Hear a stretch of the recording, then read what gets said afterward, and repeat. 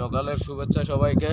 আজকে সকালে একটু এক্সারসাইজ করতে পেরেছি, তো এক জায়গায় দেখতে পেলাম দুটো কবুতর।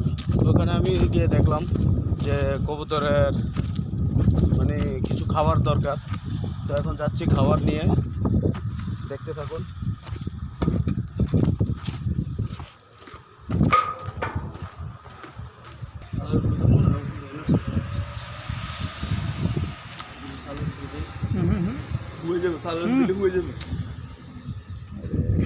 প্রিয় বন্ধুরা, এই যে কবুতরের বাসায় বাচ্চা, বাচ্চা আছে, একটা দুইটা ডিম।